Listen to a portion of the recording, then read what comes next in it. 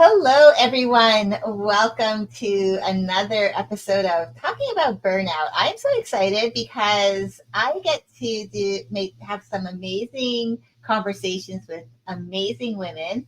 Last time I talked with Amity Morales, and we talked about burnout. We shared our burnout story, so it was a really powerful episode, and that was just last week. Today, I'm really excited because I'm going live with my really good friend, Ashley Pakulski, around this extremely important topic of burnout, especially how it affects moms and moms who have businesses, mompreneurs. It's unbelievable to me that over 75% of women have experienced burnout, and over half of female entrepreneurs have actually considered quitting what they do altogether. Like that to me is staggering when you start thinking about the numbers, wanting to give up just because of burnout. I've learned that some of the top contributing factors to burnout, especially for women who are entrepreneurial, are unrealistic expectations of that work-life balance, feeling, I guess, there must be a formula. And I think they forget that there's actually a formula that works specifically for them, but they're looking for that overall encompassing formula, which doesn't exist. It's your lifestyle. They also have difficulty setting boundaries. And I can understand that because especially around your time's so important. And they have that pressure to succeed in business. And so I really think it's important that we talk about that, especially for moms and moms who have their own businesses, because they have a completely different lifestyle to my own because I don't have children. So before we get started, let's introduce ourselves. So first, I'm Leslie Cadet, and I am a self-care coach. I work primarily with female entrepreneurs, coaches, and course creators, helping them prioritize self-care to support them in life and business so that they are focused, they have more energy, more intention around their day-to-day because they're taking care of them, which is so important. And then they can take care of those that they serve. Ashley, tell us who you are. Yeah. Hello, everyone. And thank you, Leslie, again for having me on today. So excited. My name is Ashley Pakulski. I'm the mompreneur coach. I do mindset coaching. I'm a best-selling author and speaker. I guide moms in business to really step into their next level by releasing and rewriting their limiting beliefs. Yeah, and I love what you do. I think it's so important work, especially we know our mindset, right? It is that it's really key to everything, how we think and how it plays off of with our emotions. And we a lot of the time don't even think that we're responding from that thought process. We're responding from our emotions, but really it's that thought process, especially the ones that are subconscious, that are driving us the most. So I really appreciate that. So let's talk about burnout. Um, so you're a mom, right? You're a mom and you're a mompreneur. So as a mindset coach, let's talk about that. As a mindset coach for moms in business, what are some of the common signs or symptoms of burnout that you've been seeing, maybe with your clients? Yeah, so couple of the common signs that I do see is that it's the lack of motivation. You're having difficulty concentrating. You're feeling tired a lot. Your energy's low. You're feeling that irritability. You're actually not even prioritizing yourself. You're actually lacking the self-care, not putting yourself first. And it's just those common things that I'm seeing a lot going on, even with myself in the past. Yeah. So, yeah. And those signs, I guess, I'm sure there's a way to actually notice them, but as a mom, do you find, like, for yourself in business, do you find that if you are specifically working on something, that those signs become muted somehow, especially because you're not only trying to do that, but you also have, you have your daughter. And she's still at a young age where she still is dependent on you. So have you found any signs common for yourself that you started to recognize? You know what? I have. And it was in the past too, like feeling, even now I guess I'm more aware, like in tune, like with my energy, how it's feeling, if I'm starting to feel that tiredness or that irritability. But those were the signs, was that irritability. I would get, sorry, my dog, he loves to come for the attention when I'm doing. That's okay. I love it. He showed up. manager, but I would find myself, I would get very easily irritable. Like I would be focusing on a task, working, but then my daughter would come here, I need to go do this or that, or like I would lose my patience so easily, kind of thing. But again, with now practicing being in that present moment, I know we can talk about this more. You learn to really sense it. Like when I start to feel that, I start taking a step back. Yeah. And, it's funny that you were saying that, like, because burnout, a lot of people don't recognize the signs right away. Signs like having a hard time saying no or not asking for help, especially when you know you need it the most, but you're not asking for it because I think a lot of that comes from, well, that means I have to stop. I have to explain what I'm doing so that somebody knows how to do it. And that's just taking way too much time. So they push through, and that means they don't get to take any breaks because they're having to do it all by themselves. And then they don't have a hard stop. Some of the women I've talked to recently, they work well into the night, and that's not a good model to follow if you do that every single day, because what you end up doing is you are leading yourself down to feeling to those exhaustion days because you're not giving yourself enough time to unwind, and then you have trouble sleeping or staying asleep. So those are signs of burnout, and I think a lot of women aren't recognizing that those are signs of burnout. So I appreciate that you said something, because again, that irritability, that snappiness, right? You don't mean to be, and you don't even recognize that you're doing it until you like stop yourself and you're like, oh. Or maybe you don't even stop yourself, but someone said something to you and you're like, oh, that cuts. But then you realize, oh, you're right. I am being quite snappy at you for no reason. Explode like a volcano. Yeah, exactly. So, yeah. So what do you think are some of the unique factors that cause burnout, specifically for moms trying to balance family and entrepreneurship?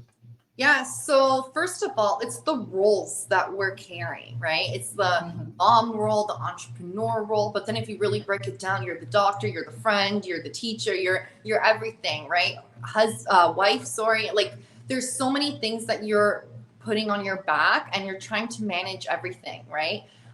You have that guilt sometimes because a lot of times it could be like I'm putting so much time into my business that I'm not spending time with the kids, or vice versa, kind of thing. So that guilt is actually blocking you, I always say, because when you plant that little tiny seed of that guilt, it expands, and your mind, that's where you're focusing more of that guilt. You start doing more of the things without even realizing, right?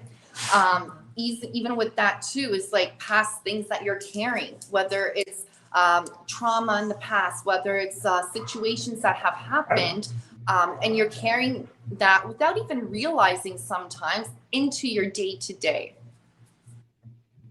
Yeah. And so, how does someone, especially if they're having to deal with these unique things around, especially being a mom, you're having that busy life, you're trying to balance both, being present for your family, but also trying to do your job. Or, I mean, it could be a job. It could be that you do have an actual traditional corporate job, a 9 to 5 job, or whatever kind of job that looks like for you. And you're trying to balance both. So, we have those unique factors. What do you think is probably one of the number one, I think, things that get in the way of actually a woman who is trying to balance both?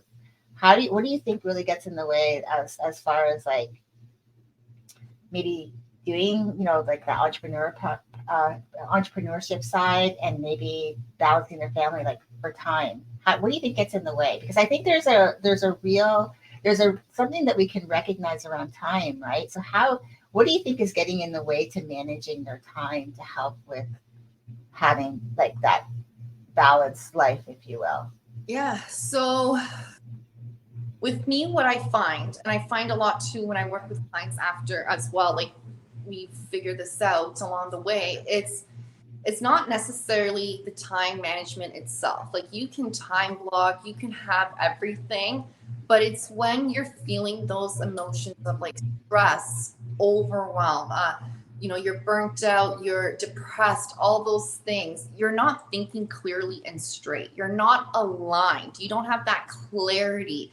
You're focused more of what's not going well, or like even what you should be doing, but subconsciously it is those thoughts of like what's not working out and the lack of things that you're actually bringing more of that in, right? I hope I'm making sense here to you. Yeah, yeah, no, absolutely. Bringing more of that in that comes into your action, right? So I really truly feel it's when it's your inner stuff and your mindset, it's actually those things that are interfering with your time blocking and getting your things done. Hmm. So I have a question. I know I've got several burnout stories, and I think I'd like to just take a pause to share a little bit before we continue on with some of the additional things that we want to cover. So I have a burnout story. This was oh probably maybe 15 years ago, and I remember I was living in Florida. I'm back in Florida right now, but I was living in Florida at the time, and I was working for this company that I only worked for 3 months. I was so devastated by my experience, and I never put it on my resume that I worked there. And that was because I felt like I just didn't want to have to explain why I wasn't there, why it didn't work out. But I remember this person being really demanding. It felt really hard to make this person happy in my job performance. And I've always been one that I work really hard. I would put my all in, do what I could to do the best job that I could. And what I found myself doing was staying late, going in early, staying till 10 o'clock at night, and going home maybe, and not even having dinner, going home and then going to bed, doing it all over again the next day. And I remember thinking to myself, I felt trapped. Like I literally felt trapped, and I didn't know what I could do. And I remember saying something to my husband, and he didn't really fully understand. I don't blame him, but he didn't really fully understand what I was feeling. And he was saying, just do what you can, and stay with this person until you find something else. And I remember just thinking, I don't know if I can do this. Like I'm at a loss. Like, how do I manage working for someone who clearly doesn't respect me, but also doesn't respect me enough for my time? And when finally we parted ways, he actually, and I never even really admitted this to anyone, but he let me go. And I thought, okay, I was deflated, I was defeated. But I remember after, when I went out to look for another job, because by then I was then out looking again. And I remember sitting at an job interview, and I felt like I just didn't care. Like I was at that place in my life, at that, I guess, that moment of burnout that had just taken so much from me, where I felt trapped and then defeated, that just sitting there and answering the questions, I was so super chill sitting there. Somehow that resonated with them because I did get hired. But I felt to myself after I left, there's no way they're going to hire me, because I just didn't have it in me to give a good interview. I just didn't. And so that was like that's one of my burnout stories. Now I didn't end up where I took months off, but it was really something that happened to me that I recognize now. I was going through burnout, and that was how it manifested itself in my next interactions with people to look for work. So I'm not sure if you have anything that you've experienced that you could share. Yeah, so my story is a little different, but we have our own unique stories. Mhm. But me was dealing with trauma at a young age.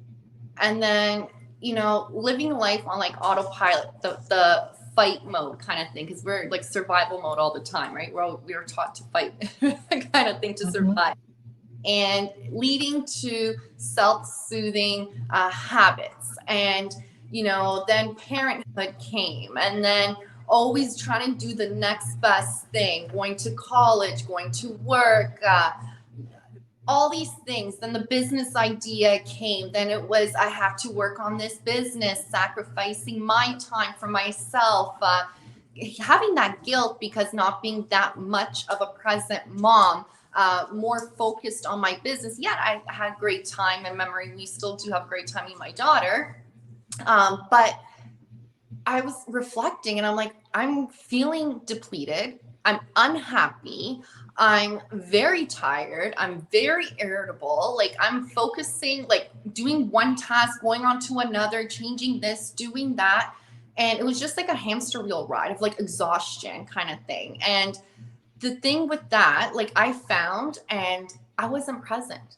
I wasn't focused on the now, what I could be doing now, being present, taking care of myself. I was thinking of what was going back then, what's going to happen in the future, living in fear. And it was just like hitting roadblock after roadblock. Like actually, like this summer, I've taken a bit of a break too, because, and the old me would feel guilty, but I knew my body needed to heal. I knew that I need to relax, take care of me, still take that action, but take that break for myself, because that's when you are that better. That's when you are your vibrant self. That's when you are going to bring that success into your business. So that's my little Yeah. story. Yeah. And I love how you shared that, because you could be pushing through, like you could, like you were saying, having, it's like having that excitement of something new too, as well. That's one of the things I'm going to be talking about in my workshop this week is like, I'm going to be talking about 4 different stages of burnout. And one of them that you were talking about really is like that honeymoon stage where we're now starting something new. It's exciting. We get into it. We start then we start to realize, okay, now it becomes that, oh, I'm going to start sacrificing time. I'm going to be sacrificing time away from my family. And now, and what is that going to look like? Because is it going to eat away a lot of the time that I can't get back? And then you move through all these different stages, and you recognize that this is scary, because then you push, and like you were saying, you started hitting roadblocks, and a lot of that, of course, a lot of that is coming from, you know, not having as much clarity around it, or what you want, what it could look like. And we do that to ourselves. I think a lot of the time we hit go, or we put our foot to the metal, or the pedal to the metal, if you will, before we actually sit back and take a bird's eye view of everything and decide where we're going to go. And I think that's why I love the work that you do in mindset, because you recognize that you need to deal like with all of those things. Like you said, one foot in the past, one foot in the future, you're not in the present. So, dealing with the fears of the what ifs happening from the past again, or something else happening in the future, when you can't obviously nothing's happened yet in the future because it hasn't happened yet. And what happened in the past, okay, that's just something that you can look at to explore more, to see like, okay, if this was who I was, how can I be more of who I want to be? So I really love the work that you're doing. It's important. It really is so important. Vice So I versa. want to move on. Oh, thank you. Thank you. Thank you. So I want to move on to the next question. For busy moms who are feeling burnt out and overwhelmed, what are some of the limiting mindset patterns or negative self-talk traps that contribute to this? Yeah, so it's easy to fall into that negative self-talk and limiting beliefs. We all have limiting beliefs, right? These are things that have happened in our past experiences, we witnessed, whatever the case may be, we all have them. A lot of times it could be that negative self-talk of, I'm not capable of doing this all, or, the guilt, all those things, right? But the best thing is to shift that mindset. Now, with any healing, with any change, you want to do, the first step is self-awareness, becoming self-aware of your thoughts, becoming self-aware of your feelings, your actions, really being able to release those, self-negative talks, those limiting beliefs, and being able to rewrite them, right? And there's wonderful tools out there to help support that, because what works for one may not work for another. It's learning to being patient and gentle with yourself. Like there's some days, like I'm taking a break in the summer, but I still add in a little things in my schedule. Some days I'm focused on that one task more than I thought I was going to finish. And that's okay. I celebrate that I finished this and I get happy with that. And I'm not, forcing it. Another thing is like even regulating your nervous system, right? Our thoughts are always on the go, right? And if you notice and are aware of that, like in the mornings and in the evenings before bedtime, that's when everything's working. So it's being able to become aware of those thoughts, to practice that mindfulness, be in that present moment, let those thoughts pass by, let them go. I think those are very key tips. Yeah, no, I love that. I think it is important because if you fight it, it's still going to come to you. Like if you try to not have those thoughts are going to come. It's better to let them come in. You can get curious around them. Like if you're thinking a certain way and it just seems to be a pattern for you, then get curious around it. Like why am I always thinking this way? I always believe there's clues to from our past that are going to help us to understand that. So I love that. So what are some specific time management or self-care habits you recommend busy moms build into their daily routines to prevent burnout? Yeah, so for the time management part, I would say, prioritizing your tasks, right? So a lot of times we have our to-do list, and our to-do list could be this long list, and our to-do list will never end. Everything is going to keep piling up. There's something new is always going to come up. So what I like to do is I like to brain dump everything on a piece of paper and pick out 3 things that you need to focus on. Focus one thing at a time, get it done. You're going to be more productive. You're going to get most of it done. You're not going to feel that overwhelm. You're not going to feel that pressure because your brain is not focusing on all the things that needs to be done. It's focusing on these like 3 simple tasks.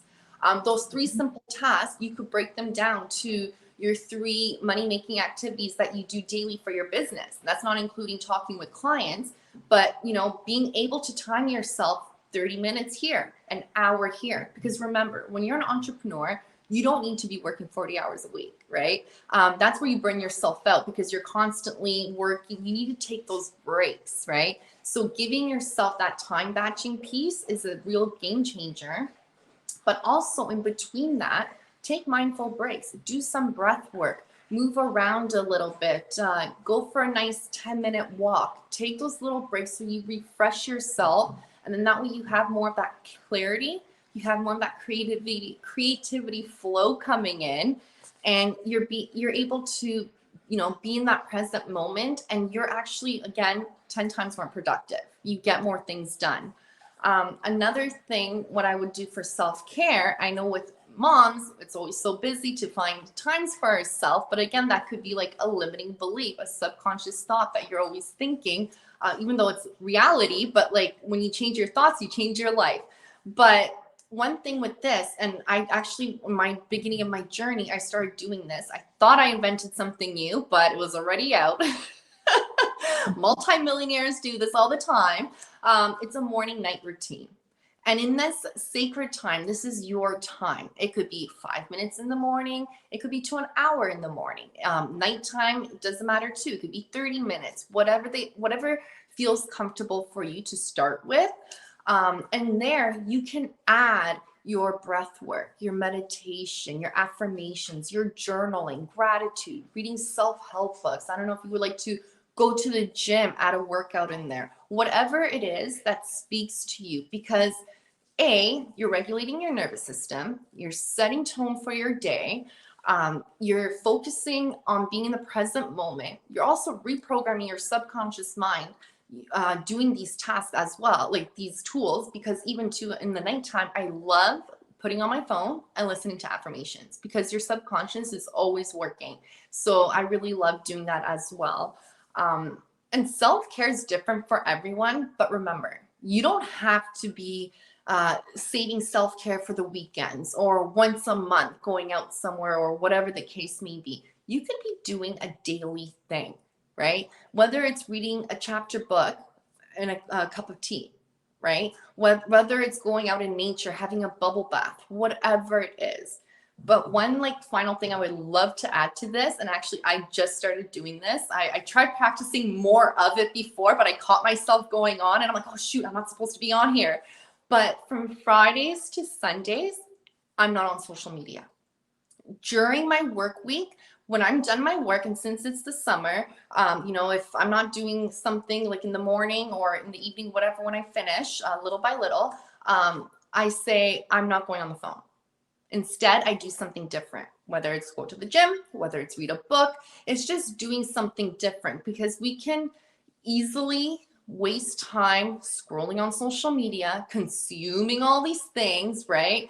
And it's a huge time waster, energy waster too, right? So those are my Oh, yeah, I love them all. And I love the idea of, unplugging from social media from Friday to Sunday, because we can get caught up in it, right? We get caught up in the scroll roll. And we can, especially too, I know a lot of women who've told me that when they take the breaks, they go directly from work screen to social media screen. And I always say, like, taking breaks means taking a break. You don't go from one screen to another. You've got to like you were saying, your brain needs a break.